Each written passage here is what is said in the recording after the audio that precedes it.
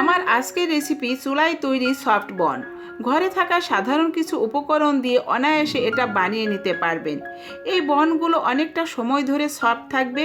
চাইলে এগুলো দিয়ে বার্গার তৈরি করে নিতে পারবেন, আবার এভাবেও খাওয়া যাবে। তো আশা করছি রেসিপিটি সবার ভালো লাগবে। বন তৈরির জন্য প্রথমে আমার লাগবে কুসুম লিকুইড দুধ। আমি এখানে হাফ কাপ দুধ নিয়েছি, আগে থেকে জাল করা। তারপর এখানে দিয়ে দিচ্ছি 3 টেবিল চামচ চিনি, দিচ্ছি গুঁড়া দুধ 1 টেবিল চামচ, ইস্ট দিয়ে দিচ্ছি 1.5 চা চামচ, লবণ দিচ্ছি খুবই অল্প পরিমাণ।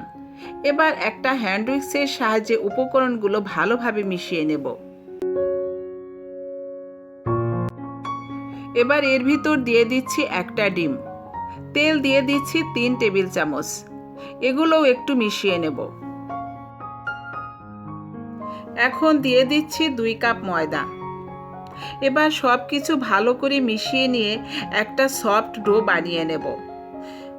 আমার কাছে মনে হচ্ছে আরেকটু ময়দা লাগবে, তাই আরও একটু ময়দা দিয়ে দিলাম। একটু সময় নিয়ে একটা সফট এবং মসৃণ ডো বানিয়ে নিতে হবে। ডোটা তৈরি হয়ে গিয়েছে। এবার হাতে একটু তেল নিয়ে ডোর উপর ভালো করে মাখিয়ে দেব, যাতে করে ডোটা উপর থেকে শক্ত হয়ে না যায়। এবার একটা ঢাকনা দিয়ে ঢেকে রেস্টে রেখে দেব 1 ঘন্টার জন্য। 1 ঘন্টা পর ঢাকনা খুলে নিচ্ছি। দেখুন ডোটা ফুলে ডাবল হয়ে গিয়েছে। এবার হাত দিয়ে চেপে চেপে এর ভেতরে থাকা বাতাসটা বের করে নিয়ে ডোটা আবারও একটু মাখিয়ে নেব। এবার ডোটা আমি হাতে নিয়ে ছোট ছোট করে লেচি কেটে নিচ্ছি। 2 কাপ ময়দায় আমার মোট 6টা লেচি হয়েছে। এবার একটা বেকিং ট্রে নিয়ে এর উপর একটু তেল ব্রাশ করে নিচ্ছি। তেল ব্রাশ করার ফলে বানটা নিচ থেকে পুড়ে যাবে না এবং খুব সহজে বানগুলো উঠে যাবে। এবার এখান থেকে একটা ছোট ডো নিয়ে হাত দিয়ে উপর থেকে ভিতর দিকে এইভাবে ঘুরিয়ে ঘুরিয়ে খুব মসৃণ একটা ছোট বলের মতো করে বানিয়ে নিতে হবে। এইভাবে একটা একটা করে বানিয়ে আগে থেকে তেল ব্রাশ করা ট্রের উপর নিয়ে নেব। সবগুলো পান বানানো হয়ে গেলে এবার একটা ঢাকনা দিয়ে ঢেকে রেখে দেব 1 ঘন্টার জন্য। ফিরে আসছি 1 ঘন্টা পর। দেখুন বানগুলো কি সুন্দর ফুলে উঠেছে। এবার এর উপর ডিমের হলুদ অংশ ব্রাশ করে নেব।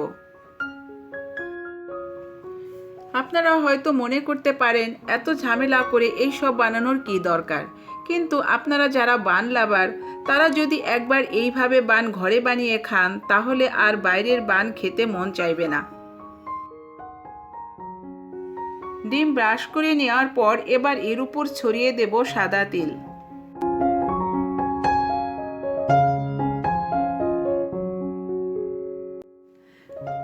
বান আমার পুরোপুরি রেডি বেক করে নেওয়ার জন্য। চুলায় একটা হাঁড়ি বসিয়ে এর উপর এই রকম একটা স্টেইনার বসিয়ে দিয়েছি। এবার এর উপর বানের সেই ট্রেটা বসিয়ে একটা ঢাকনা দিয়ে ঢেকে দেব। এবার অপেক্ষা করব 20 থেকে 25 মিনিট। 25 মিনিট পর ঢাকনা খুলে নিচ্ছি। একটা কাঠি দিয়ে চেক করে নেব। হ্যাঁ, বান আমার হয়ে গিয়েছে। এবার জালটা বন্ধ করে দিয়ে পুরোপুরি ঠান্ডা করে নামিয়ে নেব। দেখুন বানগুলো কতটা সফট এবং ফ্লাফি হয়েছে, দেখে নিশ্চয়ই বুঝতে পারছেন। এখন একটা বান দেখিয়ে দিচ্ছি। দেখুন ভেতরটা কতটা সুন্দরভাবে হয়ে গিয়েছে এবং বানটা কতটা সফট হয়েছে। তো হয়ে গেল আমার ভীষণ মজার বন রুটি। আবার দেখা হবে অন্য কোনো খাবারের ভিডিও নিয়ে। আপনারা সবাই অনেক বেশি ভালো থাকবেন। আল্লাহ হাফেজ।